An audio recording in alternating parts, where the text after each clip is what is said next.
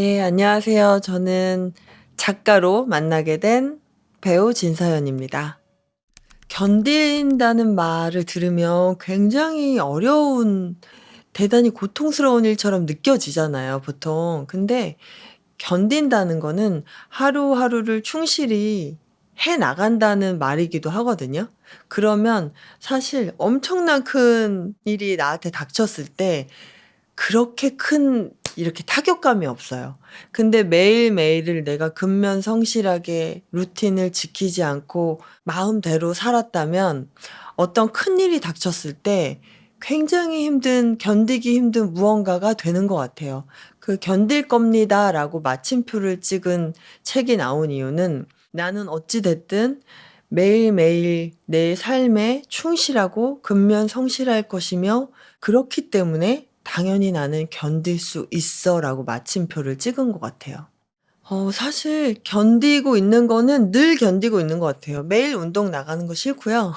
매일 새벽에 일어나는 거 싫고, 매일 무언가 공부하는 거 싫고, 사실 다 싫어요. 그냥 정말 편한 건 가만히 누워서, 침대에 누워서 넷플릭스 보고, 네, 맛있는 거 먹고, 배 터지게 먹고, 막 자극적인 거 먹고, 그러면 좋은데, 누구나 다 그런 때가 있을 거 아니에요. 저도 그런 때가 있었고, 그런 마음대로 살았던 때를 회상해 보면 그 시간이 자극적이긴 했으나 결코 행복하거나 뿌듯하거나 좋지 않았어요.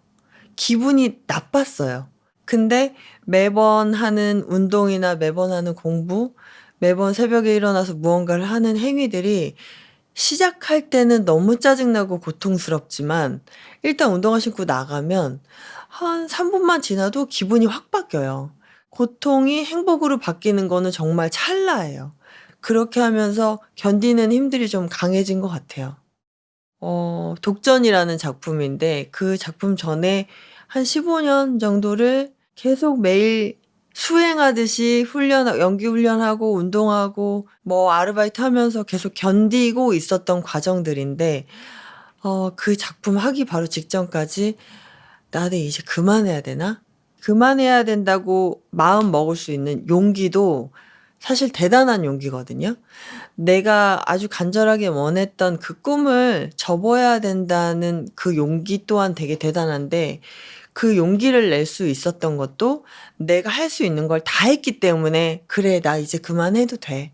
나 이 정도 했으면 내려놔도 돼.'라는 마음이 들 수 있었는데 그 찰나에 독전이라는 오디션이 들어왔고 그게 오디션에 붙어서 최선을 다해서 연습을 해서 결과물이 나왔는데 뭔가 판도가 바뀐 거를 느꼈어요. '아 내가 계속 활동해도 되는 분위기로 완전히 바뀌었는데 견디길 잘했는데?' 느낀 최초의 일이었던 것 같아요. 그 뒤로부터는 잦은 성취욕을 느꼈던 것 같아요. 그 한 번에 '견디길 잘했다.'라는 생각이 끝난 후부터는 견디길 잘했다는 순간순간들이 많이 일어나더라고요. 그게 좀 되게 신기했어요. 이거는 제가 만든 시스템이에요. 피라미드 모양이잖아요. 사실 이게 나예요. 바닥에 있는 게 난데 저의 목표를 여기 피라미드 꼭대기에다가 세워 놔요. 누가 들었을 때 얼토당토하는 꿈들 있잖아요. '말도 안 되는 소리 하지 마.' 이런 꿈들을 꼭대기에다 세워 놓고 예를 들어 '그래 내가 물을 이렇게 무서워하는데 철인삼종을 완주한다?' 시작부터가 말이 안 되기 때문에 이걸 꼭지점에 올려 놨어요. 그러면 '그래 내가 이걸 완주하려면 나는 철인삼종 경기를 한 100번 넘게 도전한 국가대표 금메달 선수야.' 그러니까 인물 설정하듯이 하는 거예요, 연기하듯이. 100번 넘게 금메달을 딴 선수면 매일매일 훈련을 어떻게 하지? 어떻게 할 것 같아 네 생각에? 저한테 물어요. "그래? 아침 훈련, 밥 먹고 점심 훈련, 그리고 저녁 훈련을 하겠지? 그리고 체력이 남아돌면 야간 훈련까지도 하겠지? 국가대표 선수의 반의 반은 해야 돼. 그래야 너가 완주를 할 수 있을 거야." 근데 몸이 금메달리스트가 아니잖아요. 그러니까 몸이 안 따라주니까 매일 엉엉 울면서 매일 근육통 약을 4 알씩 먹어가면서 했어요. 그래서 결국에는 완주를 하게 된 거예요. 저는 무언가를 하겠다고 설정을 하면 목표를 먼저 설정하고 거기에 맞는 걸맞는 루틴들을 짜서 완전한 몰입을 해요. 그래서 아주 세부적인 계획을부터 세워서 탄탄히 올라가면 그 금메달리스트가 하는 루틴대로 살고 있게 되는 거예요. 아, 나는 진서연이니까 나는 저렇게 못해가 아니라 나는 금메달리스트잖아. 그러니까 그렇게 당연히 해야지. 무슨 소리야. 이렇게 하면서 매일 계속 성공해 나갔던 것 같아요. 내가 뭐 얼마를 벌고 싶고, 뭐가 되고 싶고, 성공하고 싶고, 이런 생각들을 하시기 전에 먼저 생각해야 되는 게 뭐냐면, 내가 어떤 사람이지? 나는 누구지? 근데 나는 누구지를 찾는 작업이 굉장히 어렵고, 무슨 소리야? 나를 찾는 게 뭐야? 어떻게 찾으라는 거야? 내가 좋아하는 게 나도 모르겠다고. 이렇게들 말씀하시잖아요. 그리고 생각만 하시거든요. 내가 좋아하는 게 뭔지 찾으려면요. 머릿속에 떠오르는 것들을 그냥 무작정 한 번씩 해봐야 돼요. 이거 쓸데없는 짓 아니야? 이런 것들도 다 해봐야 돼요. 그러면 돈도 안 되는 일을 너무 힘든데 계속 내가 하고 있다. 그럼 그거 내가 좋아하는 일이에요. 연기가 그랬거든요. 사실 신인 배우 때 개런티 얼마예요? 물어보고 일할 수 없어요. 그냥 무조건 저를 써주신다고 하면 감사합니다 하고 최선을 다해서 준비해요. 그리고 촬영하다 보면 나중에 계약서라는 걸 주시고 예전에 그랬어요. 사인하세요 이러면 아, 내가 50만 원 받고 하는 일이었구나. 그때 알아요. 그러니까 내 몸값을 키우려면 내가 그만큼 준비가 되어 있어야겠죠. 그렇게 하나하나 준비해 나가시면 돼요. 생각만 하지 마시고 행동하라. 움직여라. 책 띠지에 붙어 있는 말이에요. 나는 아무것도 아니기에 무엇이든지 될 수 있다. 내 독전 때도 그랬고 촬영 가는 게 너무 무서워서 나는 아무것도 아니지만 뭐든지 될 수 있는 거 아니야? 이러면서 기운을 내고 가서 촬영을 했던 거예요. 그렇게 저를 이렇게 그 캐릭터로 몰아넣지 않으면 그 상황으로 몰아넣지 않으면 드라마틱한 결과는 절대 나오지 않는다. 그게 견디는 힘이다라고 이야기를 드리고 싶고, 그렇게 극한으로 늘 몰아넣을 순 없어요. 그러니까 정말 간절하게 원하는 것들이 살다 보면 생기잖아요.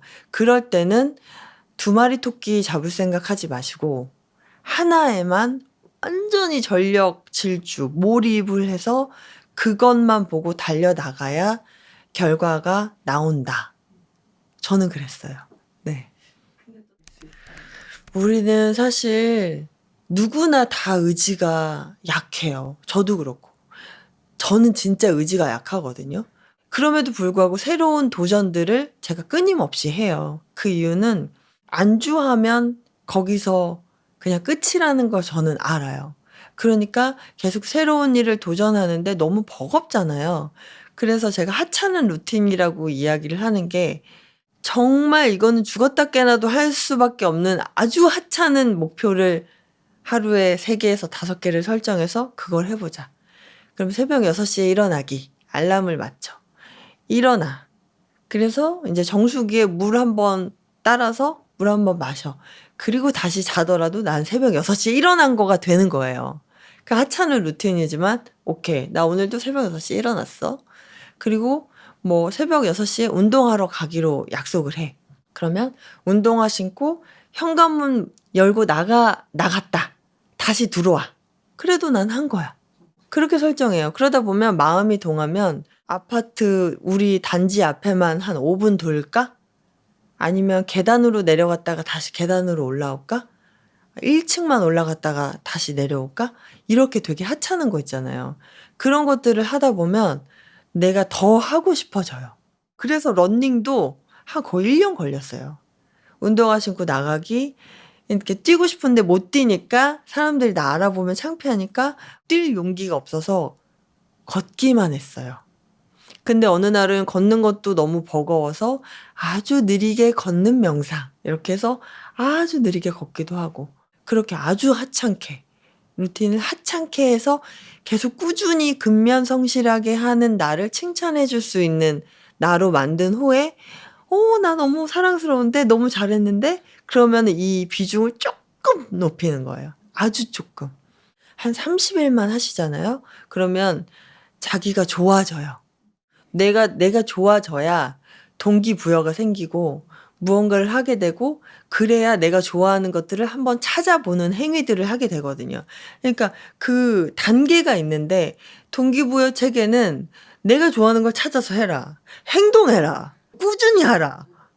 누가 모르냐고. 내가 좋아하는 거 모르겠다고. 나도 나를 모르겠다고 이렇게 하시잖아요. 그러니까 내가 좋아지는 행위들을 만들려면 제가 방금 말씀드린 것처럼 매일 물 반 컵 먹는 거를 체크해 보세요. 매일 한 줄 읽는 거를 체크해 보세요. 그거 누구나 할 수 있잖아요. 괜찮죠? 그 정도는. 그 정도를 한 달 정도 하면 나 봐라. 나 이거 루틴을 지키네. 나 좀 괜찮네. 나 멋진데? 이런 생각이 야금야금 이렇게 스며들어요. 그러면서 내가 이만큼 좋아지는 순간이 오거든요. 그러면 그때 나 자격증 한번 따볼까? 나 독서 모임 한번 들어볼까? 이런 생각이 들거든요. 그때 하시면 돼요.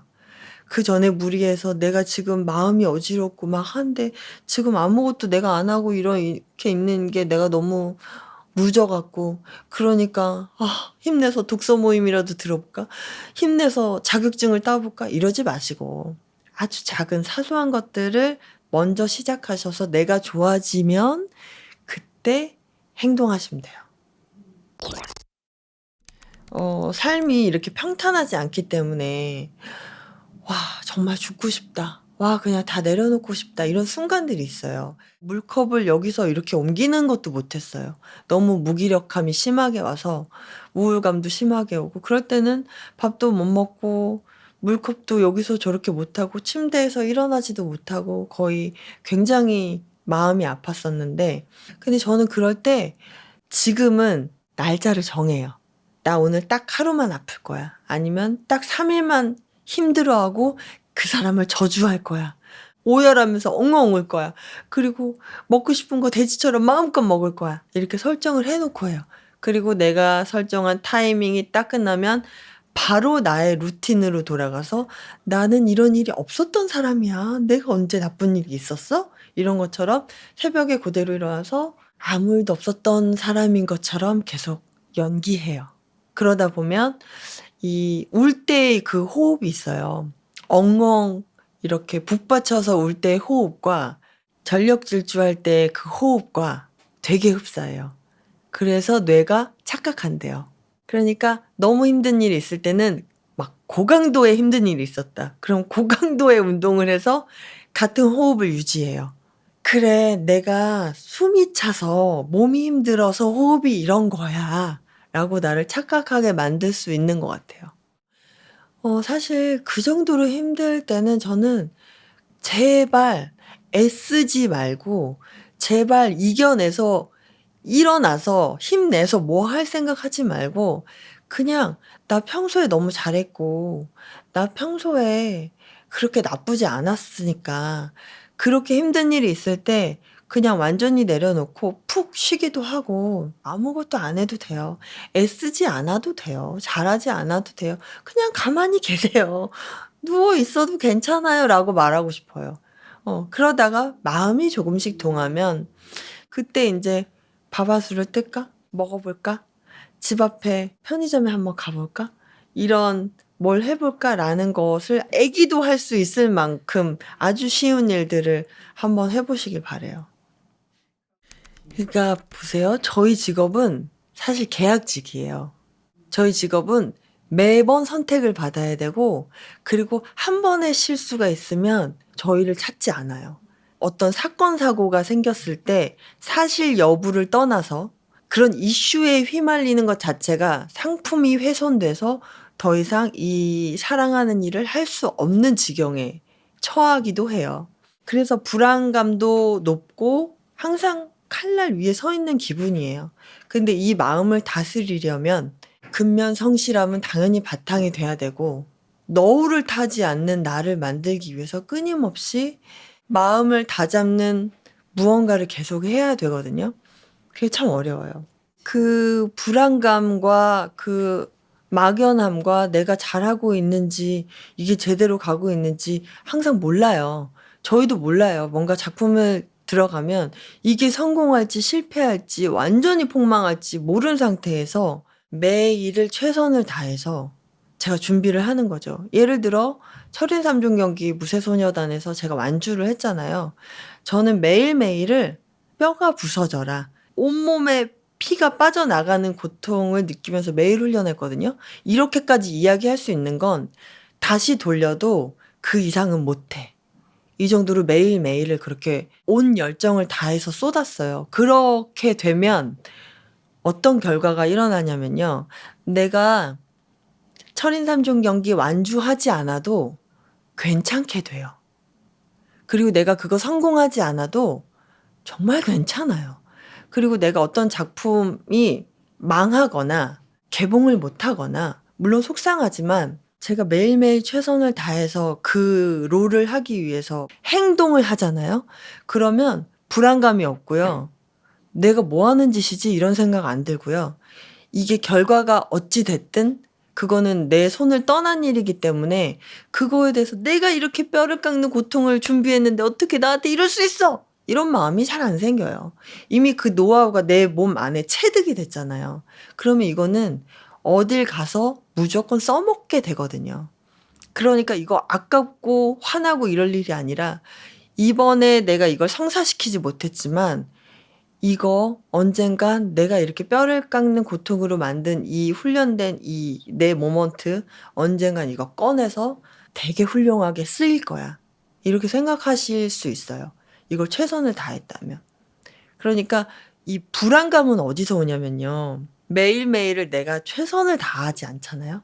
내가 최선을 다하지 않은 걸 내 자신이 알 때예요. 내 자신이 부끄러울 때예요. 그럴 때 굉장히 불안해져요. 촬영장 가는 거 무섭고요. 준비가 안 돼 있으면. 뭐 시험 보러 가는 거 무섭고요. 예를 들어 PPT를 한다. 내가 준비가 안 돼 있으면 내일 PPT 가는 거 너무 무서워요. 그냥 죽고 싶을 거예요. 근데 준비가 돼 있잖아요. 결과는 당신들에게 맡기겠어. 나는 이보다 더 할 수 없어. 최선을 다했어. 안 불안해요, 그때는. 내가 최선을 다하면 불안하지 않다. 어렸을 때는 견딘다는 단어나 이 말 자체가 굉장히 고통스럽다, 견딘다, 고통 이렇게 느꼈는데, 이런 작은 루틴들이 쌓여서 성공의 경험들이 여러 차례 생기다 보니까 견딘다는 게 결국에는 내가 원하는 곳으로 나아가고 있는 일이야, 행위야 라는 생각 때문에 무언가를 고통스럽게 하는 것조차도 지금은 되게 행복하게 감사하게 하는 것 같아요. 우주적인 차원으로 보잖아요. 수많은 별들이 있어요. 그중에 지구라는 별에 대한민국에 제가 태어나서 무언가를 하고 있잖아요. 우주적인 차원으로 보면 먼지에 불과해요. 아주 찰나에 불과해요. 그럼에도 불구하고 내가 열심히 살고 최선을 다해서 하겠다는 거는 내가 이번 생에 태어난 내 자신에게, 그래 서연아, 너 2000년도에 대한민국에 태어났을 때 너 그때 진짜 최선 다했지. 나는 그때 너의 모습이 너무 자랑스러워. 이 얘기를 해주고 싶기 때문에 최선을 다하는 거고, 그렇게 아무런 무기력, 내가 뭘 할 수 있을까? 낯깝게 뭘 할 수 있을까? 그럼에도 불구하고 자기가 맡은 자리에서 최선을 다하는 이유는 나 스스로를 행복하게 해주기 위함이거든요. 내가 무언가를 할 때는 이게 내가 진짜 원하는 일이야? 이걸 하면 내가 행복할 것 같아? 라는 질문을 꼭 하시고 오로지 나를 위한 행위에만 집중을 하셨으면 좋겠어요. 우리 모두 아무것도 아니야? 그래? 그러면 아무거나 한번 돼볼까? 뭐라도 한번 돼볼까? 이런 생각으로 아무거나 한번 해보시면 돼요. 그러면 내가 기분 좋아지면 그게 장땡이에요. 네, 사실은 제가 메타인지 연구를 오랫동안 했거든요. 메타인지는 두 단계가 있어요. 모니터링이라는 게 있고 컨트롤이라는 게 있어요. 그래서 이런 얘기를 많이 했지만 한국에서 메타인지는 모니터링이구나. 내가 나 자신을 다시 바라보는 거다. 여기까지는 되게 잘 배운 것 같아요. 그게 틀린 것도 아니고 우리가 우리 자신에 대해서 다시 한번 바라보는 게 중요하다. 근데 제가 조금 더 설명했어야 되는데 아직 못했던 게 그 두 번째 부분이에요. 컨트롤은 모니터링 한 다음에 더 많은 것을 어떻게 배울 수 있는 행동을 선택하는 거거든요. 예를 들어 그냥 학생이 공부하면서 읽으면서 막 모니터링을 해요. 이거는 왜 이렇게 어려워? 너무 어렵다. 이거 너무 오래 걸린다. 그러면 자신을 봤어요. 이거는 내가 아직 모르는 내용이다. 근데 여기 너무 어렵기 때문에 1시간 더 공부를 해야 되겠다. 그게 컨트롤이거든요. 행동을 선택한 거예요. 내가 더 공부를 해야 되겠다. 그런 컨트롤 부분은 조금 우리가 한국에서 상상하기가 쉽고 그리고 큰 문제가 아니라고 생각해요. 근데 대부분 우리가 어떤 컨트롤을 선택해야 되는지, 어떤 행동이 우리한테 도움되는지 생각하면은 혼자서 선택할 수 있는 행동들이 아니에요. 보통 우리가 공부할 때, 배울 때 대부분 다른 사람하고 함께 있거든요. 예를 들어 수업 시간에 다른 학생들도 있고, 회사에서 사람들 있고, 집에서 뭘 배울 때도 가족도 있고, 부모도 있고, 형제도 있고, 우리는 정말 소셜한 동물이잖아요, 인간이. 그렇기 때문에 컨트롤 부분이 어떤 행동들이 우리한테 도움되는지 생각할 때 책에서 더 공부하게 해야 되겠다 보다는 이거를 조금 못 알아듣겠는데 그럼 여기서 컨트롤이 나오는 게 커뮤니케이션이에요. 그래서 항상 요즘에 왜 메타인지가 아직까지 어렵지? 왜 어린애들한테 어렵지? 그리고 부모들도 정확하게 메타인지를 어떻게 사용할 수 있는지 그 부분이 미싱하는 게 뭔지 생각하니까 커뮤니케이션, 이 소통, 바깥으로 나와야 되는 말이거든요. 그래서 손 들고 선생님, 이건 너무 어려운데요. 한 번 더 말씀해 주세요. 여기서부터 제가 사실 어릴 때 너무 어려웠던 거예요. 그리고 어른 되고 나서 쉬워지지 않아요. 한국 문화 속에는 그런 게 있어요. 말 조금 많이 안 하는 게, 그리고 조용하고 좀 이렇게 좀 대답도 안 하는 게 착한 거라고 생각해요. 겸손하다고 생각해요. 그래서 사실은 이 메타인지 컨트롤 두 번째 단계가 어려운 게 우리 다 사실 착하잖아요. 그리고 좀 안 착해도 착한 척 해야죠. 착한 척을 조금 해야 되니까 조금 나쁜 말을 해도 자기 의견이 달라도 우리가 동의 안 해도 우리가 왜 바로 말을 안 하는지 그것 때문에 메타인지 모니터링은 잘 되지만 두 번째 단계로 바로 안 가요. 그게 스탑 되는 게 있어요. 그래서 요즘에 생각 많이 하는 게 커뮤니케이션이 우리한테 어떤 건지, 그리고 커뮤니케이션 나아갈 때 언제 스탑 되는지, 그리고 뭐 때문에 멈추면은 다시 안 들어가는지, 커뮤니케이션을 길게 안 하면은 어떻게 되는지, 어떤 consequence들이, 결과들이 있는지, 커뮤니케이션을 빨리 멈추는 것보다 어떻게 하면은 길게 할 수 있는지, 사실은 제가 이제 어른 되면서 살아가면서 제 커뮤니케이션을 일부러 멈추는 게 많거든요. 그러면 얼마나 억울한지. 이런 게 없다고 그 큰 문제 되나? 큰 문제 아니라고 생각할 수 있는데 제가 보는 이 지구 인생에서는 너무너무 중요해요. 학생들부터 어른들 될 때까지 이게 멈추게 되면은 학습도 멈추는 거고 피드백도 멈추는 거고 대화가 아예 없는 거고 소통이 잘 되면 모니터링이 잘 되는 거예요. 맞아요. 이게 사이클이에요. 모니터링이 그냥 끝나고 컨트롤 행동 선택하고 그 끝나는 게 아니에요. 모니터링 하고 그 다음에 좋은 컨트롤에 쭉 들어갔잖아요. 거기서 피드백이 들어와요. 피드백이 들어오면은 다시 모니터링, 다시 adjust, 적응이잖아요. 예를 들어 모니터링이 공부잖아요. 내가 이거 아는가 모르는가 재밌는가 이거를 계속 모니터링 했는데 시험을 봤어요. 그 점수가 나올 때 그게 컨트롤이에요. 피드백이거든요. 왜냐하면 행동은 내가 시험을 봤다. 이거는 억지로 컨트롤한 건데 그럼 점수만 가지고 예를 들어 100점을 받았어요. 100점을 받았으면 거기서 엄마가 너무 잘했어. 너 너무 똑똑하다.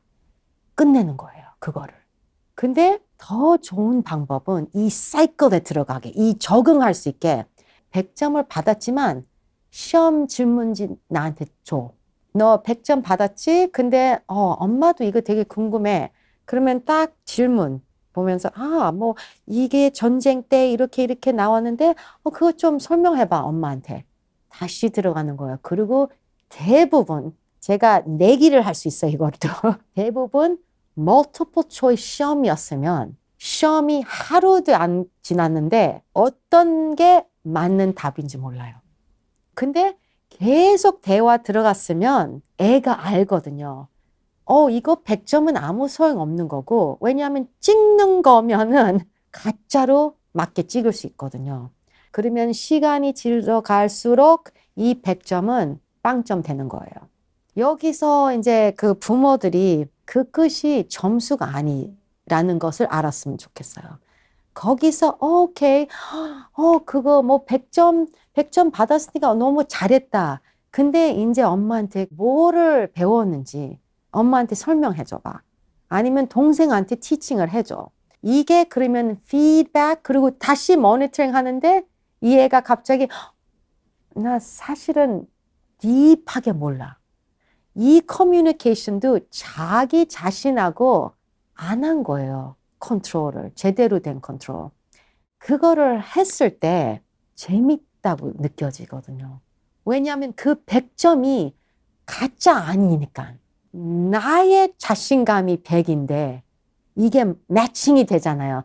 내가 배운 거랑 자신감하고 이 점수 100하고 매칭이 되니까 거기서 엄마 내가 이거 말해줄게. 이거 되게 재밌다. 왜냐하면 그게 자신감이니까. 근데 거기서 말이 이제 나오잖아요. 엄마 아빠한테. 엄마 아빠한테도 완벽한 사람들 아니니까 그게 무슨 말이야? 피드백도 와요. 엄마한테 설명 내가 잘 못했나? 다시 모니터링 들어가야 돼요. 이게 학습 사이클이 되는 거예요. 이게 메타인지예요. 그리고 왜 학습을 길게 만드는지 계속 또 모니터링 해야 돼요. 새로운 게 질문이 들어왔으니까 엄마 나는 그 생각을 못했네. 이건 것 같아. 이거 계속 이제 대화가 되는 거예요. 그래서 그 부모들이 도와줄 수 있는 게 길게 생각할 수 있게 계속 연결이 되게 모니터링, 뉴한 모니터링으로 질문을 다시 던져야 돼요. 똑같은 거. 그래서 이것도 착각이거든요. 그런 거는 있죠. 도움 달라, 이거 해줘 하는 것보다 혼자서 하려고 하는 게 그거는 너무 좋은 성격이죠. 똑똑한 거고 자기 자신을 믿는 거잖아요. 근데 솔직히 말하면 혼자서 하는 방법들이 빨리 검색, 다른 사람 부담 안 주고 빨리 검색하고 외우자. 안전한 친구한테 야, 답이 뭐야? 이게 학습 아니거든요. 이거 학습도 아니고 창의성도 아니고 호기심도 아니에요. 호기심이 두 가지가 있거든요. explorative, 호기심. 대부분 아기 때는 좋은 호기심이 다 있거든요. 이게 왜 그래, 엄마? 왜 이거야? 왜 그래? 이게 why 같은 것을 많이 물어보는 게 좋은 호기심이고 더 좋은 거는 애가 그거를 물어보잖아. 근데 엄마가 답을 못 줘요. 왜냐하면 어려운 질문이에요. 왜 그럴까? 뭐 이렇게 좀 정확한 answer가 없잖아요. 근데 애가 그게 괜찮으면은 대화 왔다 갔다 하잖아요. 그게 explorative curiosity예요. 근데 대부분 한국 애들이 1학년 됐으면 답 없는 거를 물어보는 게 아니거든요. 뭐 수학할 때 이게 이렇게 뭐 곱하기 하는 거지? 그러면은 대부분 부모들이 답이 있어요. 이거 때문에 이렇다. 이거는 exploitative curiosity로 나오거든요. exploit 하는 게 이용하는 거잖아요. 내가 궁금한 거 있는데 네가 나한테 답을 줬으면 좋겠어. 이게 exploit 하는 거예요, 상대방을. 근데 거기서 부모들이 우리 애들은 항상 물어봐 나한테. 그게 좋은 호기심이 아니에요. 멈추게 하는, 답이 빨리 나오는. 그래서 사실은 애가 나는 혼자서 해결해야 되겠다. 조금 의심해야 된다고 생각해요. 얘가 혼자서 생각하고 또 연구를 하고 또 누구한테 why 이게는 뭐지? 조금 힌트를 받으면서 why 물어보고 있으면 좋은데 거의 안 하고 있어요. 그래서 사실은 한국 애들도 그렇고 모든 애들이 그 학습이 소셜 그룹에서 들어오는 게 많잖아요. 피드백이 많잖아요. 특히 선생님 아니면 부모 아니면 친구들끼리도. 그래서 약간 혼자서 하는 게 착각할 수 있는 게 나 빨리 끝내고 싶다 이거를. 이 질문에 대해서 빨리 답하고 싶다. 이거는 진짜 학습이 아니에요. 그냥 빨리 답을 찾았던 그거고 차라리 긴 소셜 도움을 받는 게 더 정확한 메타인지 될 수 있다고 생각해요. 제가 어렸을 때는 정말 완벽주의 있었던 것 같아요. 그냥 항상 퍼펙트 해야 되고 그리고 이게 들키면 안 돼요. 그래서 절대로 이 길게 커뮤니케이션 하고 뭐 물어보고 도움 달라고 뭐 대화 들어가고 절대로 안 했어요. 그 대신 다 100점. 다 100점. 그냥 한국 애였어요. 다 100점이고 그리고 조용히 있었죠. 그게 어느 정도 이제 성공이었죠. 그렇게 살아왔는데 어른 되니까 진짜 필요한 게 이 소통이거든요. 모든 뭐 일을 혼자 해도 사람들하고 같이 해도 뭐 collaborate 해도 한국에 살아도 미국에 살아도 독일에 살아도 뭐 혼자서 할 수 있는 그런 career 없어요.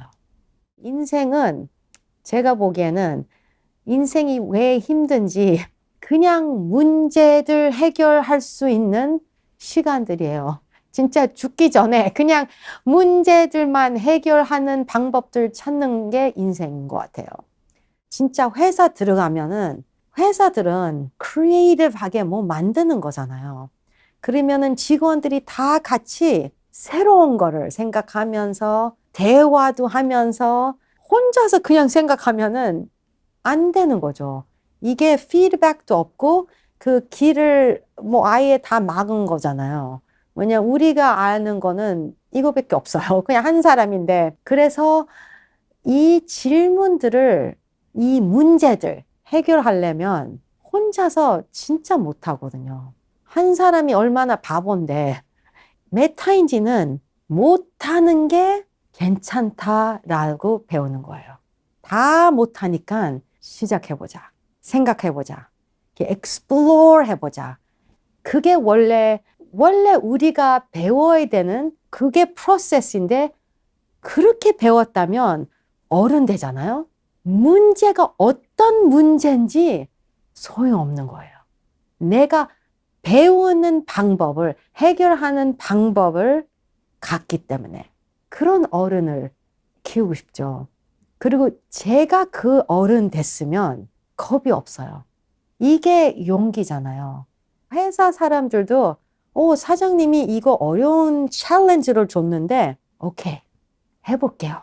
거기서 실패했으면 그 용기도 사장님 이만큼 했는데 하루 더 필요하다. 그 용기가 왜 필요하겠어요? 이만큼 했기 때문에. 근데 안 하고 나 이거 너무 어렵다. 짜증내.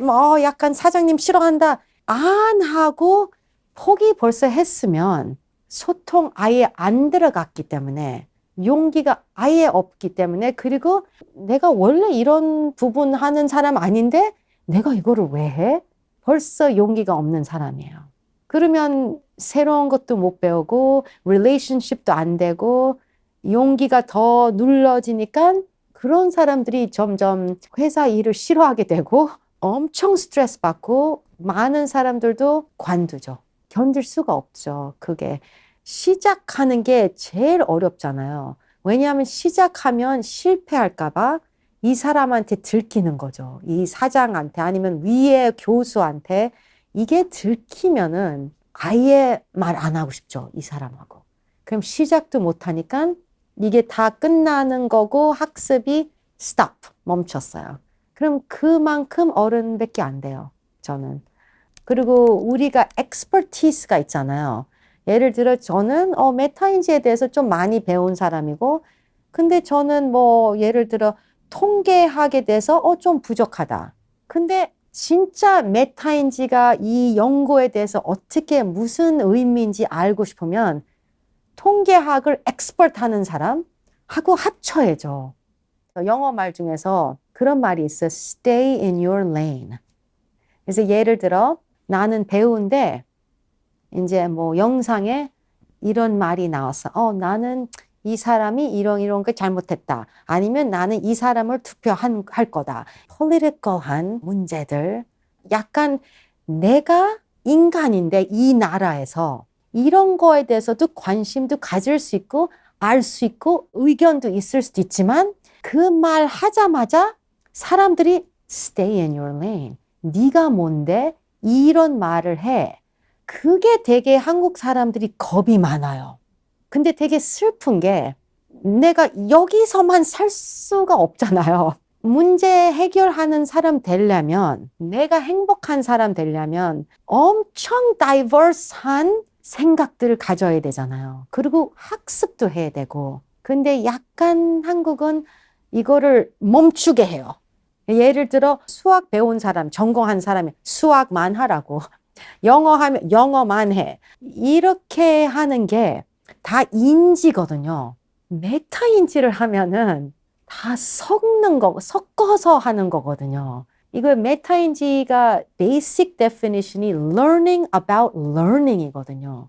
learning 수학, learning 뭐 피아노, learning art 그거는 인지고 어떻게 내가 이거를 배워왔는데 이제 new 문제다. 피아노 배웠을 때 내가 이렇게 연습을 해봤는데 안 됐어, 잘.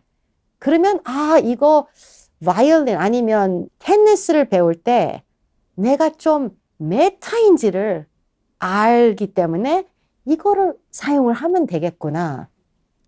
제가 예를 들어 우리 딸하고 딸 친구들 이렇게 운전해가지고 어디 뭐 carpool 할 수 있잖아. 뭐 근데 우리 딸 친구인데 딱 어디 도착하면은 아직도 차 안에 뒤에 앉아 있는데 그렇게 이제 고맙다고 말을 해요. Thank you very much for the ride, Mrs. Lee. 근데 그런 말을 들을 때 조금 쇼크 받아요. 그리고 너무 착한 애다. 한국 애들은 한국말 해도 영어 해도 그냥 thank you 끝나요. 그런 게 조금 느껴졌어요. 길게 말하면 너무 자기한테 attention이 가는 것 같아서 그게 조금 불편한 게 있어요. 저도 옛날에 누가 저를 라이드를 해줬으면 그냥 thank you 그리고 들어가는 거야, 집으로. 왜냐하면 너무 길게 thank you very much for the ride 하는 게 제가 벌써 너무 긴장하고 있어요. 근데 이런 애를 보니까 클리어하게 말하는 그게 목표잖아요. 듣는 사람이 제가 어떤 거를 커뮤니케이트 하고 싶은지 정확하게 해야 되잖아요. 근데 한국 사람들은 내가 감사합니다만 했으면 됐다.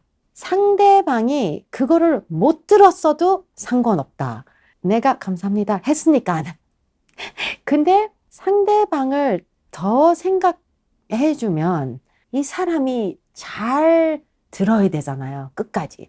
그래서 thank you very much, Mrs. Lee. 차 안에서 그 얘기 길게 하고 나서 차 내려서 문 닫고 다시 한번 Thank you again for the ride. 또 아주 클리어하게 천천히 길게 커뮤니케이션을 했기 때문에 이런 순간들 때문에 많이 생각했어요. 아, 제가 엄마로서 딸한테도 이런 거를 안 보여줬어요. 저도 길게 말하는 사람도 아니고 조금 대화 들어가는 거. 오늘은 너무 맛있게 먹었어요. 감사합니다. 이런 거를 우리가 가르치지 않잖아요. 왜냐하면 너무 길게 말하면 안착하게 나와요. 내가 제일 여기서 중요한 애다. 이런 게 조금 있었어요. 그래서 좀 바뀌려고 해요. 클리어하게 상대방한테 인포메이션을 주는 게 이게 정확한 메타인지고 얘기 듣는 사람도 클리어하게 이해를 해야 되잖아요. 메타인지를 정확하게 나오려면은. 그래서 예를 들어 제가 그냥 Thank you 하면은 안 들었으면 You're welcome도 못 나와요. 근데 제가 You're welcome. It was my pleasure. 그러면은 good feeling들이 있어요. 그래서 더 기분 좋고 그리고 소셜한 게 그게 행복이잖아요. 그래서 메타인지를 보니까 정확한 메타인지 끝까지 모니터링 컨트롤까지 할 거면은 여기서 relationship들이 생기니까 그게 행복이에요. 솔직히 말씀드려서 99%의 사람들은 부자가 되지 못하죠. 저도 부자가 될 가능성은 매우 희박합니다. 그런데 부자가 되지 못하면 불행해져야 되느냐? 그건 또 아닌 거거든요. 인지심리학과 그리고 그 옆에 친척 학문인 행동경제학이 항상 드리는 얘기가 있죠. 돈은 불안 완화제일 뿐이다. 그래서 제목을 붙여야 된다. 용처가 붙은, 즉 제목이 붙은 돈은 그제서야 행복 촉진제가 된다. 굉장히 많은 부자들이 오래 못 사시는 그 가슴 아픈 이유가 뭘까요? 사람은요, 불안하지 않은 상태가 편안한 거죠. 그런데 행복한 상태가 사람을 강하게 만드는 겁니다. 행복은 고난과 시련을 이겨내는 도구다. 목표가 아니란 뜻이에요. 왜 사냐고요? 행복하려고요. 틀렸다는 거예요. 버티려면 행복해야 되고요. 이겨내려면 행복해야 된다는 거예요. 저는 한 10년 정도 전에 중앙심리부검센터에 센터정을 한 적이 있습니다. 이 중앙심리부검센터는 스스로 생을 마감하신 분들의 그 가슴 아픈 선택의 이유를 끝까지 추적해서 많은 요인들을 체크해보고 알아내는 거죠. 그중에 저를 가장 속상하게 했던 그런 이유 중에 하나가 많이들 아실 겁니다. 우리나라에 노인 자살이 꽤 많다는 걸. 그런데 제가 이 심리부검을 하는 분들과 계속해서 연구를 해보고 세미나를 해보면 그분들이 한결같이 하시는 얘기가 있어요. 우리는 가난에 좌절한 노인들의 자살만 생각한다. 하지만 가난하지 않은 노인분들도 정말 많이 자살하신다. 그리고 그들의 자살은 절망이 아니라 무망이다. 절망은 뭘까요? 가지고 있는 희망이 꺾인 거예요. 그러면 절망했을 때 해야 되는 일은 일어나고 새로운 희망을 만드는 거죠. 근데 정말 어려운 게 무망감입니다. 희망을 만들 힘이 없는 거예요. 희망을 상상할 수 있는 그런 느낌이 없는 거죠. 무망감이라는 게 왜 올까요? 바라고 좋아하고 소망하는 게 없이 그저 열심히 산 분들의 삶에서 정말 많이 나오는 가슴 아픈 현상이라는 겁니다. 저는 이렇게 얘기하죠. 특히 우리나라에 지금 노년기에 해당하는 많은 분들이 이 지구상에서 가장 열심히 산 분들이다.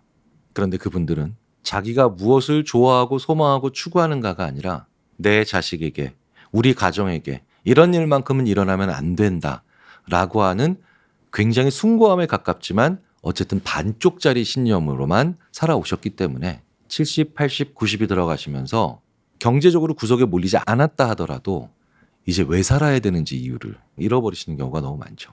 금지 약물들이 왜 금지 약물들인지 아시나요? 근육을 강화시키니까요.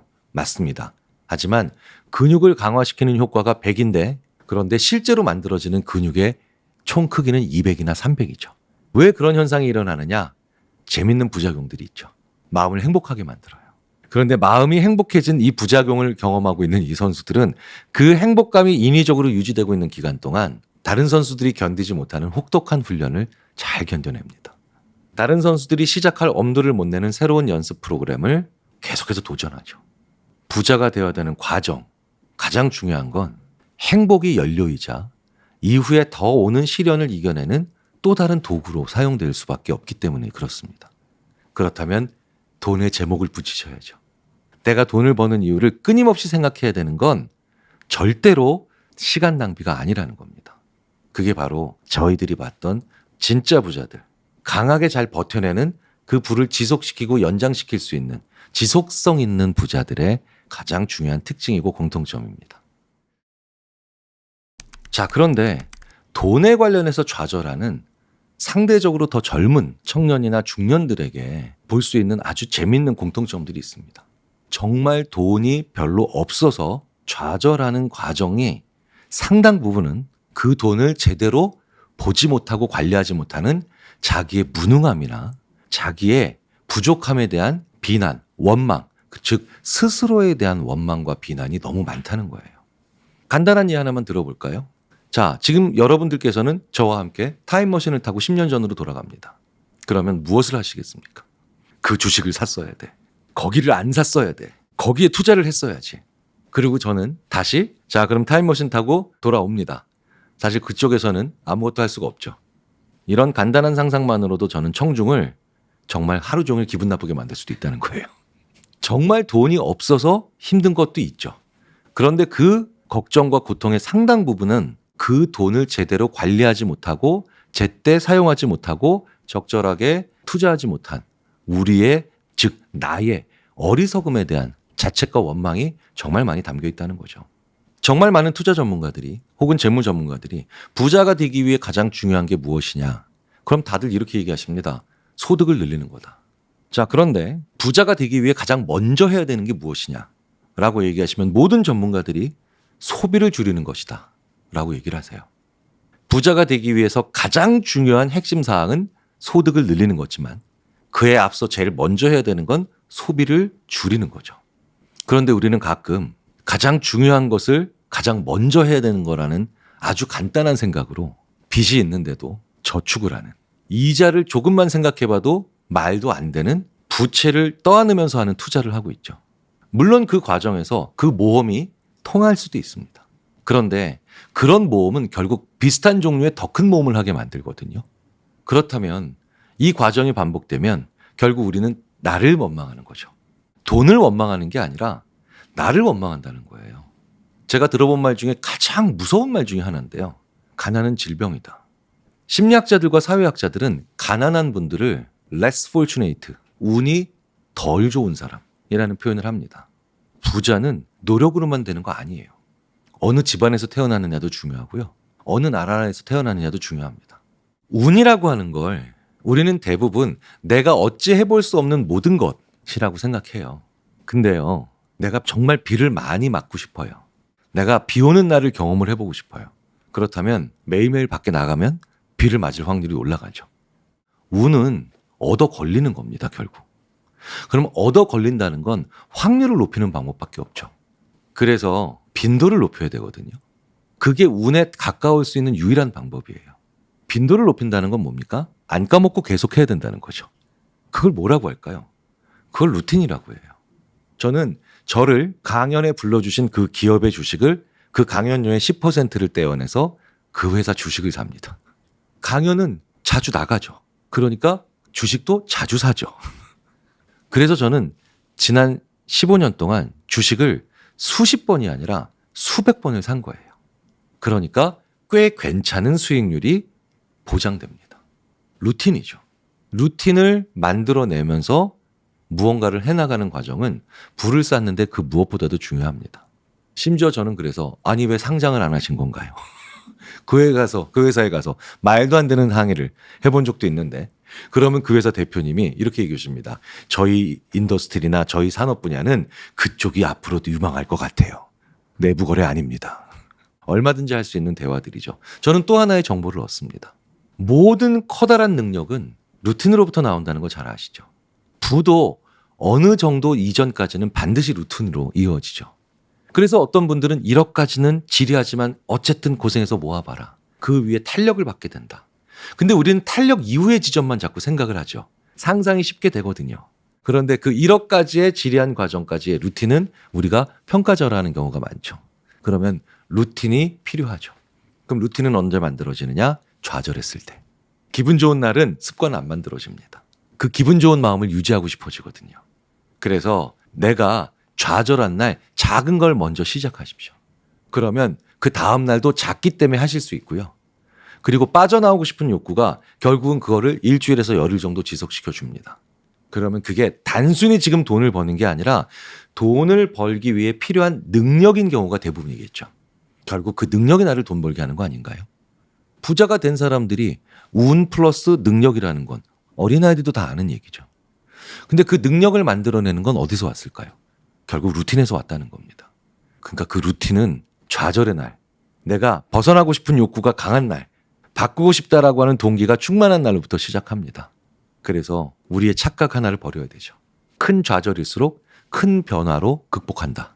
이게 대부분의 사람들이 가지고 있는 큰 착각입니다. 큰 좌절을 하셨을수록 작은 루틴을 여러 개 시작해 보세요. 그러면 그중에 살아남는 루틴들이 결국 나를 부자에 가깝거나 혹은 내가 원하는 종류의 부에 가까울 수 있는 능력에 가깝게 만드는 가장 첫 번째 투자의 효과를 만들어낼 겁니다. 그런데 루틴을 만들고 잘 유지하는 사람들의 또 다른 특징이 있죠. 유명한 연구들이 의외로 간단한 실험 결과를 얘기합니다. 다이어트를 합니다. 그런데 자기가 정말로 되고 싶은 몸매를 가진, 내가 정말 소망하는 몸매를 가진 사람의 사진을 한 장 붙여놓고 하는 다이어트와 그걸 붙여놓지 않고 하는 다이어트. 엄청난 차이가 나더라는 거죠. 결국 내가 원하는 지향점이 있어야 되고요. 소망하는 모습이 있어야 돼요. 비슷한 사람들끼리 만나는 혹은 아주 말 통하는 사람들끼리만 주로 만나는 그런 사람들끼리 많이 발견되는 현상이 있죠. 사기에 취약하고 묻지마식 투자를 한다. 왜 그럴까요? 심리학에서 반사실적 사고라고 하는 현상이 있습니다. 이 반사실적 사고는 내가 선택하지 않은 다른 일이 오히려 선택되었다면 어떤 결과가 일어났을까를 상상해보는 능력이에요. 예를 들자면 이런 거죠. 내가 결혼을 했어요. 그런데 이 사람과 결혼하지 않았다면 어떤 삶을 살까를 막 상상하죠. 왜 그런 상상을 할까요? 사실은 그 상상이 쉽기 때문에 그래요. 왜 쉽냐고요? 내 배우자가 아닌 다른 사람들을 다른 곳에서 얼마든지 볼 수 있으니까요.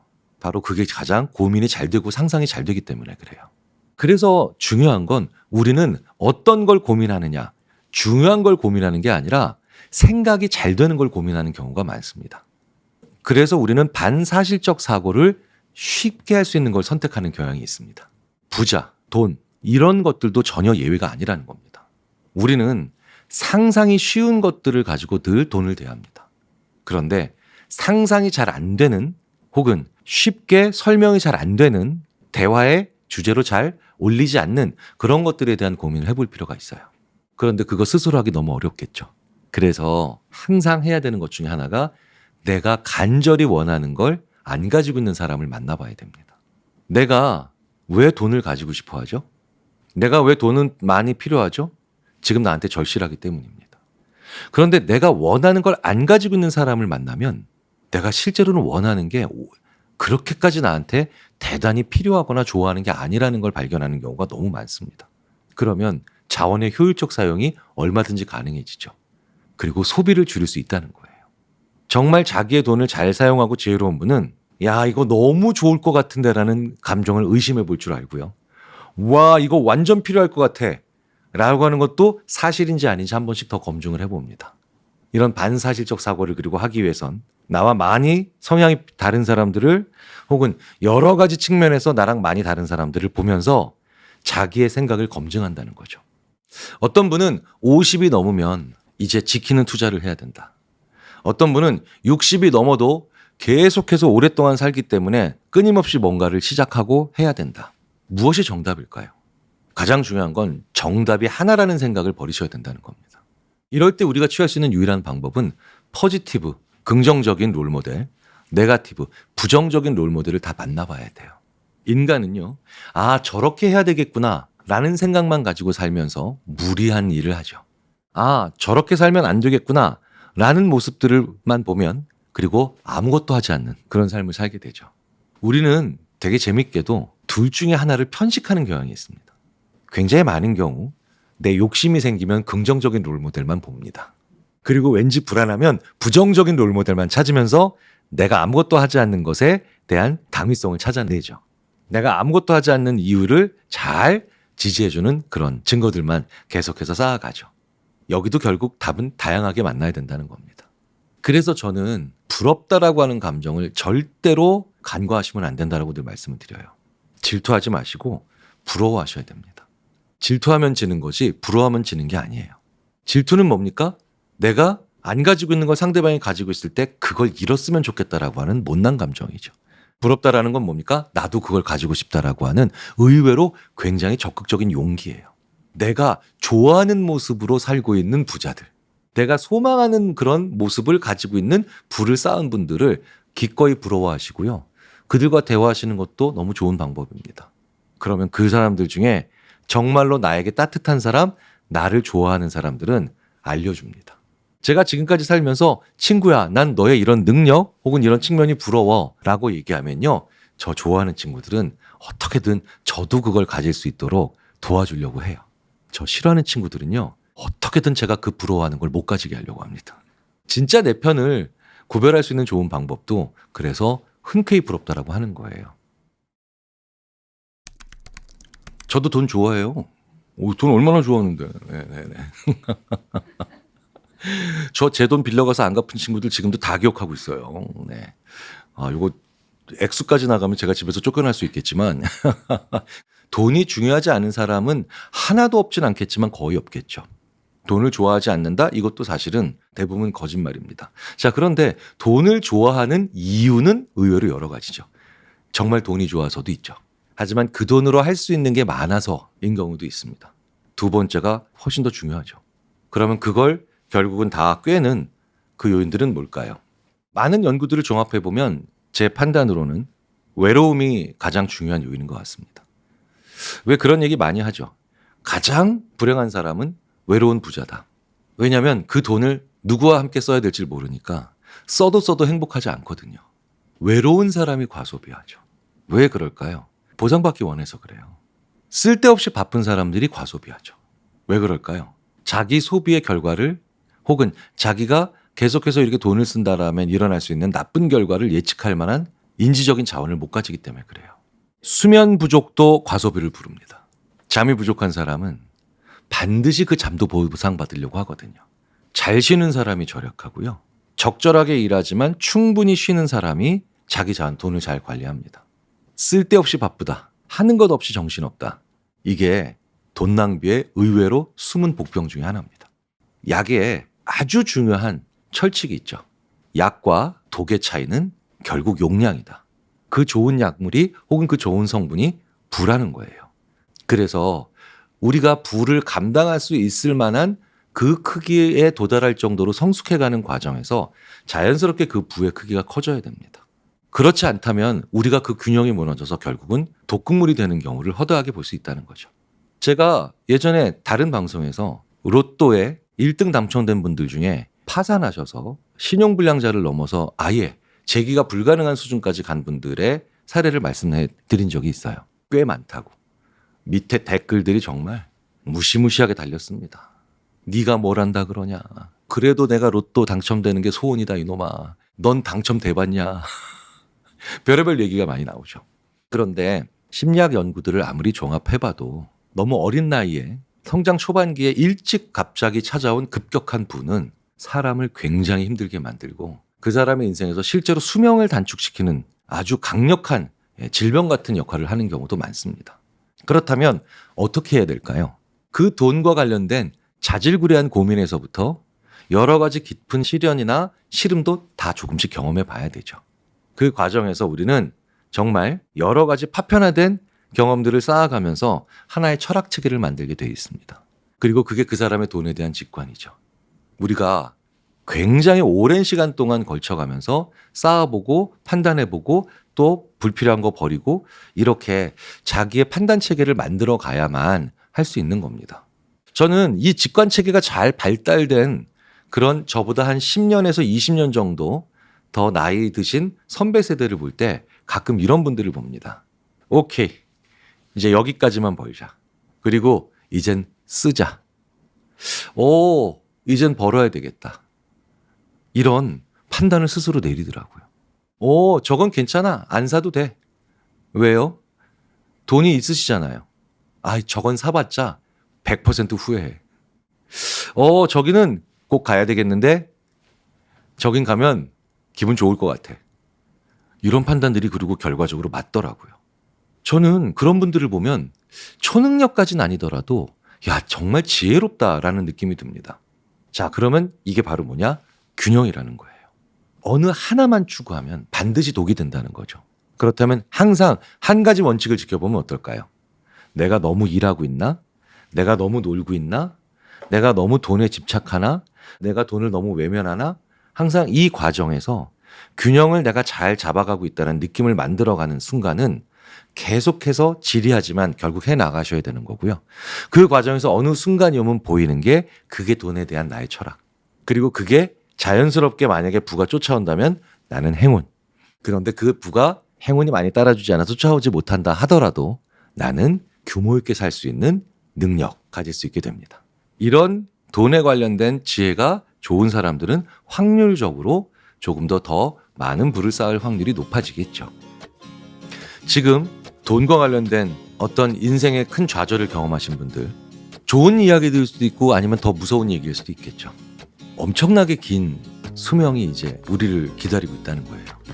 아직도 시간 많이 남아있다는 얘기가 될 수도 있고요. 바꿔서 얘기하자면 이 모습을 안 고치고 평생 살면 그 평생의 기간이 훨씬 더 길어졌기 때문에 고통과 무기력의 시간도 더 길어진다는 거예요. 제가 이런 얘기를 많이 합니다. 결혼을 했는데 시어머니가 계세요. 시어머니는 아무래도 가족의 구성원이 아니었던 분이라서 많이 부담스럽죠. 그러면 우리가 어떻게 살아야 될까요? 그 시어머니와 완전하게 동일한 생각을 가지고 혼연일체가 된다? 그것도 그렇게 바람직한 건 아니죠. 그렇다고 시어머니를 외면하면서 계속해서 관계를 끊고 살아가는 거, 그것도 이상한 거죠. 시어머니와 잘 지내면 되죠. 그렇다면 돈과 잘 지내는 거, 그래서 저는 돈을 일종의 스트레스라고 부릅니다. 근데 스트레스는요, 대부분 우리는 나쁘게 받아들이죠. 하지만 스트레스를 전혀 받지 않는 사람은 굉장히 이상한 사람이 됩니다. 그래서 굿 스트레스와 배드 스트레스로 나누죠. 지향점이 있을 때 겪는 스트레스를 에너지라고 부릅니다. 그런데 지향점이 없는 경우, 즉 갈 길을 잃은 상태에서 똑같은 불안을 겪으면 그거는 정말 배드 스트레스라고 부르죠. 갈 방향이 있어야 돼요. 원하는 게 있어야 돼요. 좋아하는 게 있어야 돼요. 그래서 돈을 굿 스트레스로 만들어야 된다 라는 것이 저의 생각이에요.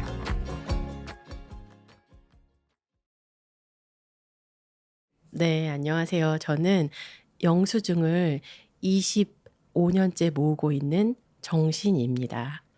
처음에 제가 24살 때 어떤 법인 회사로 투자를 받았어요. 지금의 스타트업처럼요. 그래서 그때 회계팀에서 이거 다 모아놔야 된다고 1년 동안. 그래서 하나하나 모으다 보니까 필름 한 컷 한 컷처럼 각자의 이야기도 있고 그것들이 연결되기도 하는 거예요. 그래서 하루에 한 3장 정도 보통 받거든요. 한 달이면 100장, 1년이면 1000장을 하는 거예요. 그래서 지금은 25,000장이 되었고 서랍을 열면 연도별로 이렇게 정리가 되어 있어요. 그러니까 영수증이 저한테 써봐 이렇게 말을 걸은 것처럼 이렇게 정리를 하고 있으면 제가 메모를 해놨잖아요. 그러면 여기에 이런 이야기가 있었네라고 하면서 어느새 제가 그 메모를 이야기를 만들고 있더라고요. 저도 기록이 의미가 되는 건지를 오래 해보기 전에는 잘 몰랐던 것 같아요. 물론 저도 그 전에 일기를 쓰기도 했지만 이렇게 25년 동안 계속 꾸준히 모으고 기록을 해보면서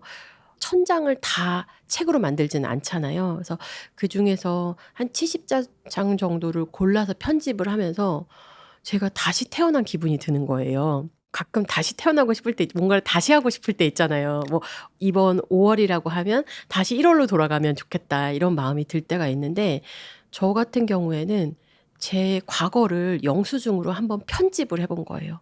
이 날은 너무 슬퍼서 지워버리고 싶어 라고 과거를 지울 수는 없지만 제 1000개의 영수증 중에서 잠깐 빼놔요. 이 날은 이 날보다 좀 앞서 있었으면 좋겠어. 순서를 바꾸고 싶어 라고 하면 이 시간을 바꿔 놓아요.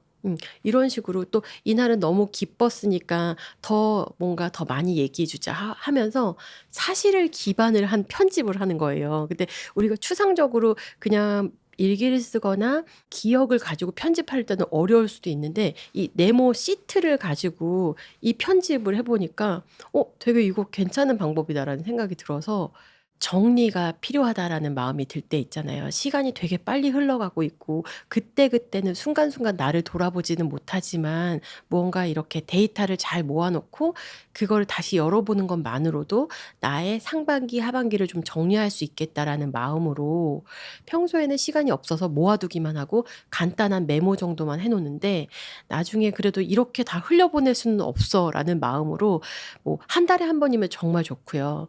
3달에 한 번, 6개월에 한 번 정도는 하고 싶다. 정리를 해 보고 싶다. 돌아보고 싶다라는 분들이 하셨으면 좋겠어요. 자신의 어떤 하루하루를 돌아보기에 이만큼 쉽고 간단한 장치가 없다. 정말 추천드리고 싶어요. 그러니까 영수증을 받는다는 거는 그 사건이 바로 과거가 되어 버렸다는 이야기이기도 하거든요.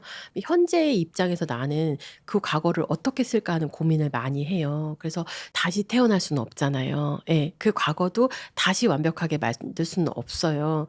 그래서 거기서 절대 바라면 안 되는 거가 하나가 있어요. 이걸 없애버린다라는 건 불가능해요. 이미 일어난 일이기 때문에. 찢어버린다고 해도 없어지지 않아요. 이게 실제로 있었던 얘기예요. 저희 남편은 정말 좋은 사람인데 그럼에도 불구하고 저희가 막 크게 다투지는 않지만 뭔가 이렇게 기분이 상할 때 있잖아요. 그래서 어떤 식당에 있는데 서로 기분이 상해서 그 밥을 맛있게 못 먹은 거예요. 그러고서 영수증을 받았죠. 그래서 "나 여기 진짜 오고 싶었는데 이렇게 돼서 너무 속상해."라고 말했더니 저희 남편이 다시 가서 다시 영수증을 받으라는 거예요. 그래서 거기에 덮어쓰기를 하라고. 물론 이 기억이 완전히 사라지진 않지만 그거를 새롭게 덮어쓰자라고 하면서 그렇게 2장의 영수증을 받은 거예요.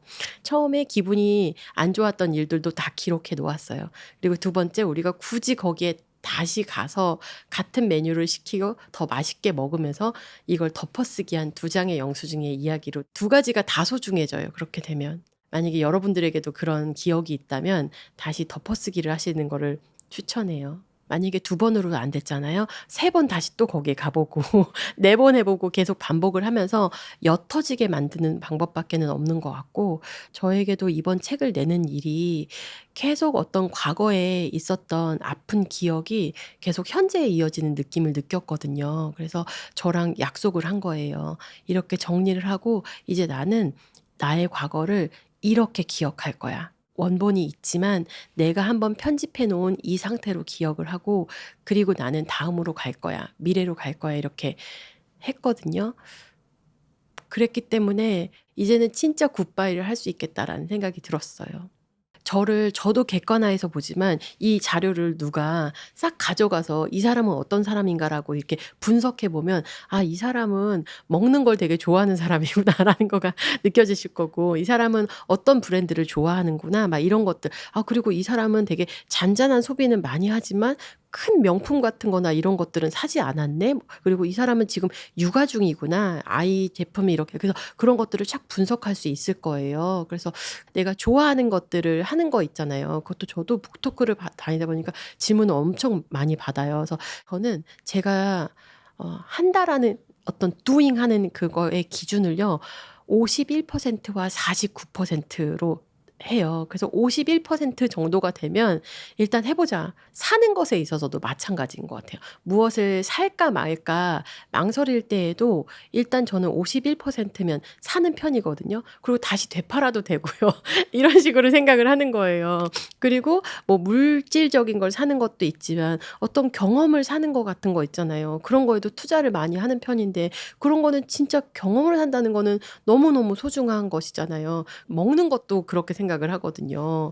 제가 먹으면서도 막 저희 남편하고도 막 연구를 해요. '이건 어떻게 만들어졌을까? 나중에 이렇게 해 보고 싶다.' 라면서 항상 좀 공부하는 마음이 되는 것 같아요, 소비에 있어서도. 그러다 보니까 영수증을 모으면서도 '아 내가 이렇게 돈을 썼지만 이거는 정말로 잘했다. 잘했다.' 이렇게 저한테 많이 칭찬을 해 주는 편이에요.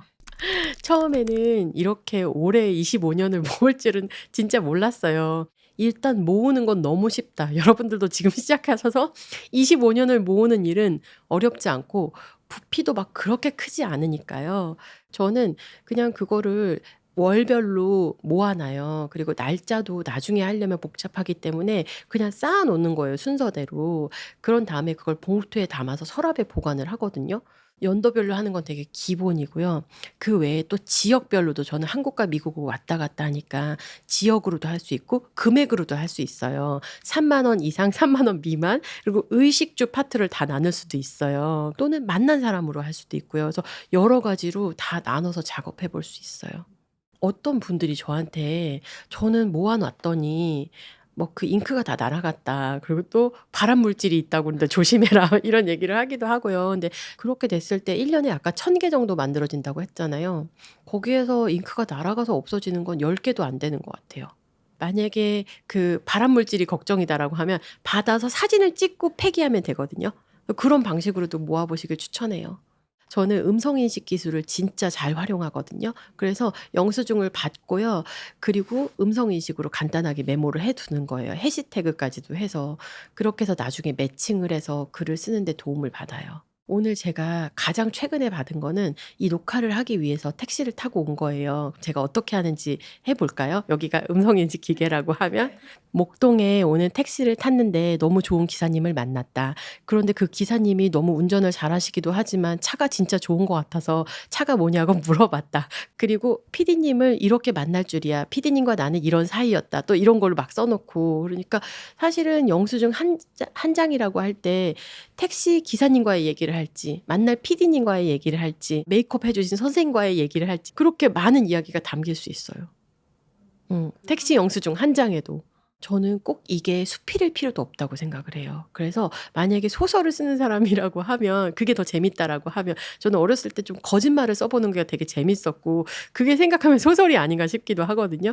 그래서 너무 솔직하게 자기의 이야기를 쓰지 않아도 그냥 그거가 소재가 돼서 허구의 세계를 만들어도 좋을 것 같고 제가 진짜 추천하고 싶은 거는요. 지금도 늦지 않았거든요. 올해 하반기를 이렇게 편집해 보는 거예요. 6월 한 달은 연습을 한번 해보세요. 영수증 모으고 글을 쓰는 거를. 근데 6월 한 달 해봤더니 되게 나에게 의미가 되어주네. 그리고 되게 재밌네 라는 생각이 드시는 분은요. 이제 7월부터 본격적으로 하는 거예요. 6개월이니까 600장의 영수증이 생긴다라고 할 때 12월 초부터 이제 편집을 하는 거예요. 내가 올해 하반기에 있었던 영수증 중에서 없었으면 하는 거, 빼고 싶은 거, 좀 순서를 바꾸고 싶은 거, 더 강조하고 싶은 거로 일단 영수증을 편집을 해놓고 그 뒤에 적어놓은 메모라던가 따로 이렇게 메모를 해놓은 거랑 매칭을 하면서 나의 사실에 기반한 과거 올해 하반기를 편집해 보는 거죠. 사실 제일 좋은 거는요. 주변에 자주 만나는 사람과 둘이서 하는 거예요. 그러니까 둘이서 매번 같이 하자는 게 아니라요. 이걸 하기로 약속을 일단 하세요. 그래서 그 날짜를 정해 놓으세요. 12월 31일 날 우리는 모여서 영수증을 정리하면서 돌아보고 간단하게 이거를 뭐 페이퍼로 만들어 본다. 그리고 중간에 안부를 물어보는 거예요. 잘 모으고 있냐? 포기하면 안 된다. 너무 잘하려고 하지 마라. 일단 그냥 모으고 메모하는 정도만 해도 본격적인 거는 나중에 다 하면 된다라고 다 밀어 놓으세요. 모으기만 하고. 정리 방식이 뒤에다 한번 번호를 쓰세요. 그래서 집에서 각자 고르는 거는 해가지고 가는 거예요. 여기 선정된 아이들, 선정 안 된 아이들, 뒤에 번호가 있으니까 다시 원래대로 쭉 만들 수 있어요. 그래서 선정된 아이들을 갖고 얘기를 하는 거예요. 나 이런 했어, 서로. 그러면서 다시 선정 안 된 아이들을 좀 봐주세요. 서로. 이거 되게 좋은 이야기인데 왜 안 넣었어요? 이렇게. 그러면 나한테 되게 행복했던 거와 오히려 좀 슬펐던 거, 그래서 지워버리고 싶은 파트로 나누는 거예요. 그래서 오히려 행복했던 건 그냥 두고요. 지워버리고 싶은 거에 대해서 동료분과 만나서 얘기를 하는 거예요. 그래서 진짜 지울 거 하나를 찾는 거예요. 그러면 그거 어떻게 덮어쓰기를 할지에 대한 대책을 마련한 다음에 헤어져요. 그걸 반복해보는 거예요. 덮어쓰기.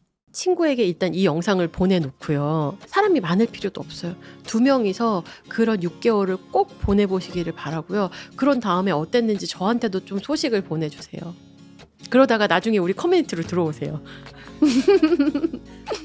계속 모으다가 이제 제가 언제 이제 하늘나라로 갈지는 모르겠지만 마지막 영수증이 너무 기대가 돼요. 뭐일까? 나는 못 보고 죽는 거 아닐까? 어떤 병원에서의 영수증일까? 아니면 뭐일까? 그래서 그 죽음에 대해서도 되게 생각해보는 계기가 되거든요. 그래서 아직은 알 수가 없지만 그걸 한번 시뮬레이션 해보는 방법이 매 해의 마지막 영수증을 이걸로 내가 이 해의 끝을 맞이했네 이렇게 되는 게 있거든요. 아마 구독자님도 그렇게 느끼실 거예요. 그래서 나의 인생도 마찬가지이겠지. 그래서 지금은 언제 내가 이 생이 끝나는지도 알 수가 없고 하지만 그냥 궁금하다고 하면 그때 영수증이 사실 제일 궁금하고요. 또 하나는 사실은 제가 이거를 좀 커뮤니티를 만들어 볼 생각도 했었어요. 각각 사는 곳도 다르고 나이도 다르고 하니까 다른 사람의 영수증 이야기를 보는 게 너무 재밌는 거예요. 영수증 모으기로 진짜 재미나게 놀 수 있거든요. 독자님들과 구독자님들과 재밌게 놀고 싶어요.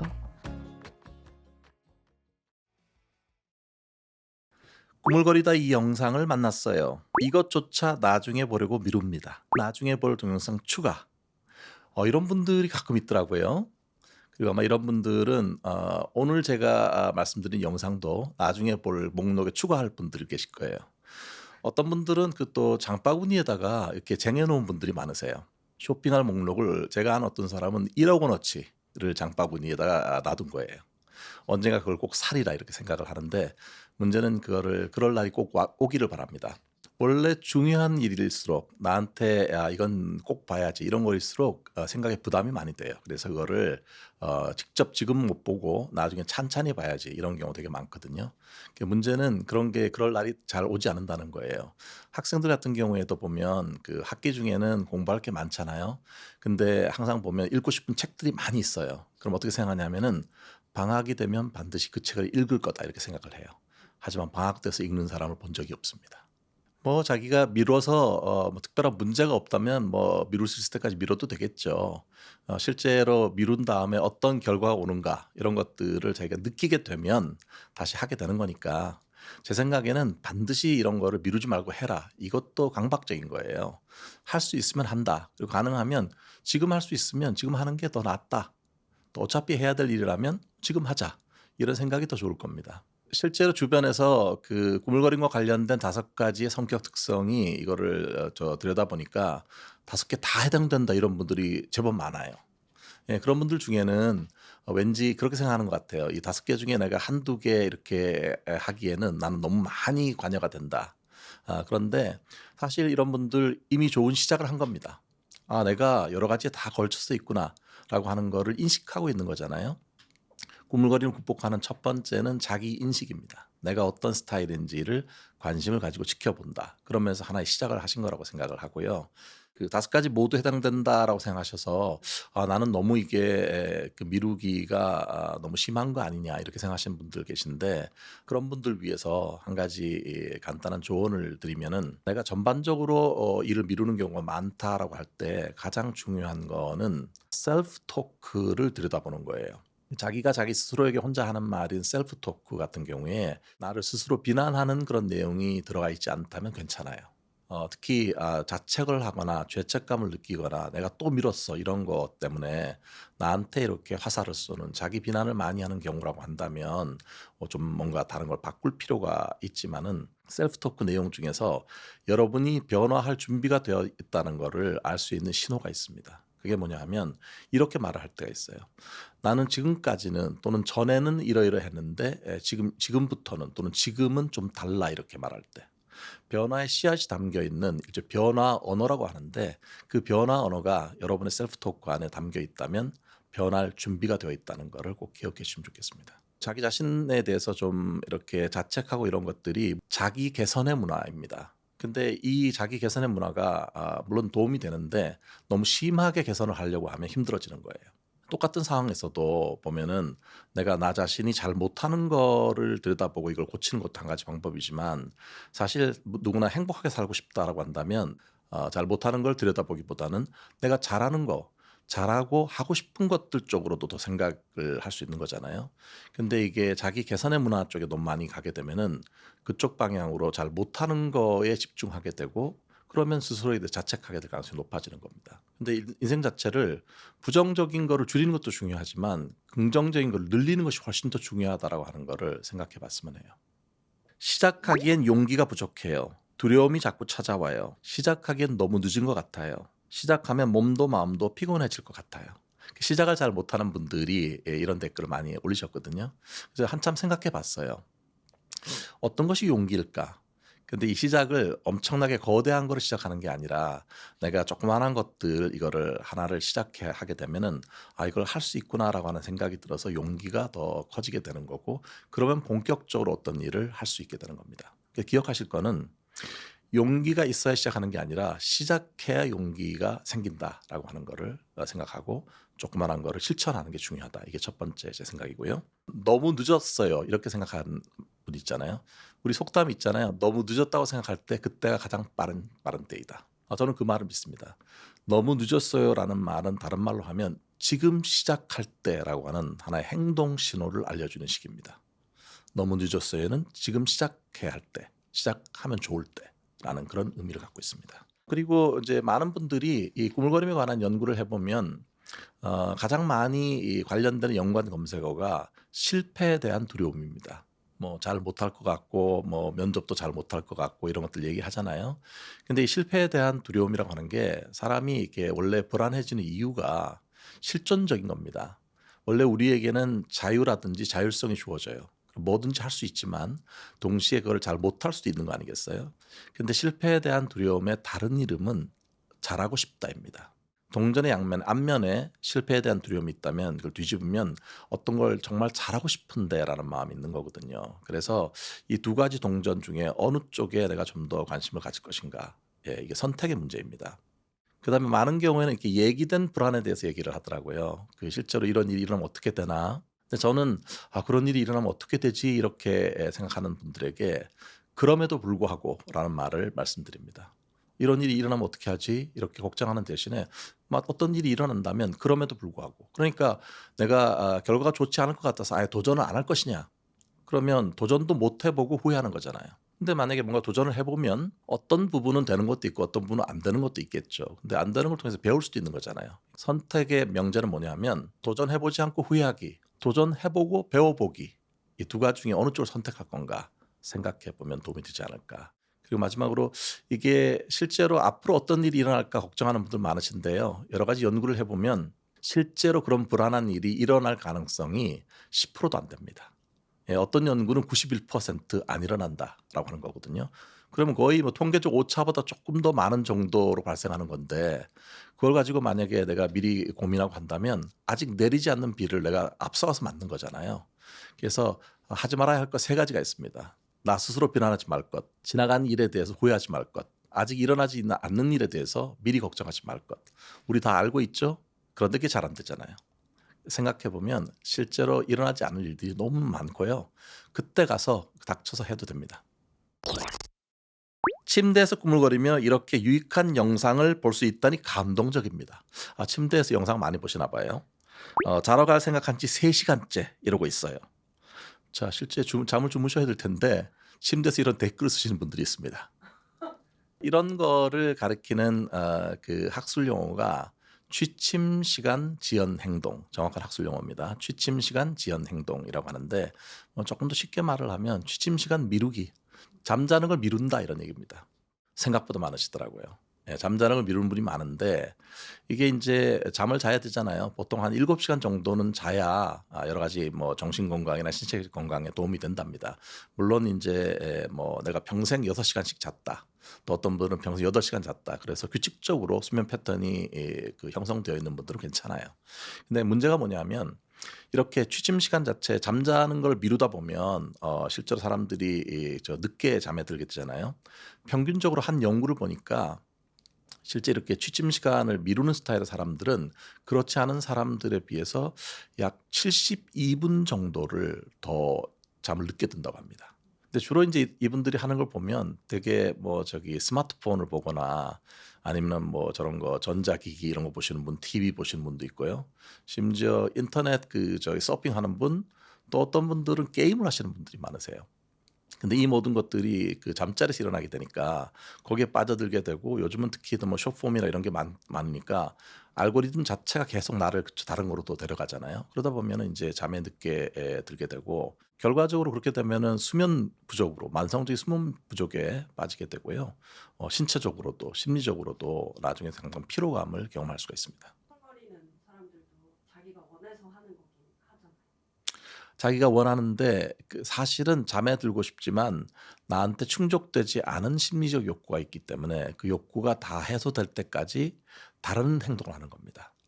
그러니까 내가 직접 원해서 반드시 이거를 집중적으로 봐서 지식을 얻겠다는 게 아니라 그냥 어떤 SNS를 스마트폰을 보면 보다가 이것도 있네 또 다음 거 피드가 넘어가게 되면 또 따라가게 되고 이렇게 되니까 내가 내 삶 자체를 조절하는 것이 아닌 거죠. 나의 자기 조절 능력 같은 경우가 상당히 떨어져 있는 거거든요. 이게 계속 지속되게 되면은 나중에는 내가 잠을 자고 싶은데도 못 자는 그러니까 그래서 괴로운 그런 일들이 이어질 수 있습니다. 자기 인식이 가장 중요합니다. 내가 지금 어떤 이유로 실제로 잠자는 걸 미루고 있는지 자기를 이해하는 과정이 필요한 거죠. 성신여자대학교의 서수연 교수님 팀이 이 취침 시간, 구물거림, 시심 시간 지연 행동에 대해서 연구를 많이 했는데요. 그러니까 연구한 결과들을 좀 보니까 사람들이 왜 그러면 잠자는 걸 미루는가? 가장 많은 빈도로 보고한 거는 부정적인 감정이나 불안한 마음이나 생각이나 이런 거를 피하고 싶은 거예요. 그러니까 낮 동안에 여러 가지 불안했거나 뭔가 부정적인 생각이나 이런 것들이 정서 같은 걸 느끼잖아요. 그러면 이런 거를 조금 피하고 뭔가 전환을 해야 되잖아요. 그러니까 뭔가 다른 거 그 SNS를 한다든지 스마트폰을 본다든지 이런 거를 하는 분이 제일 많고요. 그거와 비슷하게 또 다른 그런 원인은 상당히 흥미로운데 열심히 일한 나 자신에 대한 자기 보상을 하기 위해서 이걸 선택한답니다. 오늘 열심히 일한 나 자신 자기만의 시간을 가져보자. 자기만의 시간을 갖게 되는데 대부분 침대에서 할 수 있는 것 중에 하나가 뭡니까? SNS 하거나 이런 거잖아요. 저를 보는 거. 그래서 뭔가 사람들은 그 자기한테 인센티브를 주겠다 이런 마음이 있고요. 그다음에 이제 이거 세 번째는 실제로 다른 사람하고 우리가 요즘 1인 가구 숫자도 40%가 넘고 사람들하고 연결되어 있다는 느낌 같은 거를 잘 느끼지를 못해요. 인간관계에서. 그러다 보니까 외롭기도 하고 그런데 SNS나 이런 걸 보게 되면 뭔가 그래도 내가 다른 사람 사는 모습도 보고 나도 연결되어 있고 이런 거를 볼 수 있잖아요. 그래서 사회적인 어떤 소속감이나 연결되어 있다는 느낌 이런 걸 추구하기 때문에 이거를 하는 분들도 계시고요. 유형이라고 말을 할 수는 없지만 가끔은 아주 자극 추구 성향이 강한 사람들도 이렇게 잠자는 걸 미룹니다. 뭔가 하고 싶은 게 많고 특히 이런 분들은 특히 또 게임이라든지 이런 거와 같이 곁들이게 되면은 상당히 몰입하게 되어 있습니다. 그런데 이 중간에 핵심은 뭐냐면 사람은 내가 괜찮은 사람이라는 걸 느껴야 행복한 거거든요. 일종의 그게 자존감인 거잖아요. 그런데 이 자존감은 일반적인 얘기인 거고 사람은 내가 어떤 거를 마음을 먹었을 때 이걸 해낼 수 있다라고 하는 일종의 자기 효능감이라고 하는 것이 행복의 중요한 키예요. 근데 이게 어떤 다른 이유 때문에 나는 잠을 자고 싶지만 잠에 들지 못하는 이런 게 계속 반복된다고 하면 결국은 자기 통제력, 자기 조절 능력 이런 것들이 약화된다는 거거든요. 자기 효능감도 당연히 떨어지겠죠. 그러면 결국 행복한 감정들이 나는 순간적으로는 좀 기쁘기 위해서 즐겁기 위해서 이걸 보지만 결론적으로는 내가 삶 자체를 주도적으로 이끌어가는 게 아니라 그냥 끌려간다는 느낌 쪽으로 빠질 가능성이 많아요. 그랬을 때 행복감이 떨어질 수 있습니다. 내가 또 늦게 잤구나. 나는 또 내가 통제를 못하고 그냥 지나가 버렸어. 그렇게 되는데 그 다음에 이제 오는 게 뭐냐면 내일 어떡하지? 내일에 대한 걱정이 되게 많이 와요. 그러니까 지금 내가 또 늦게 자버렸어.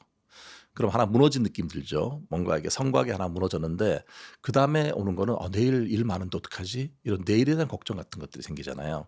근데 이거와 관련돼서 플래시보 효과라는 게 있어요. 플래시보 효과는 실제로 약에 효과가 없는 약 같은 거를 먹었는데도 내가 약을 먹어서 나아질 거야. 실제로 더 나아지는 그런 현상이잖아요.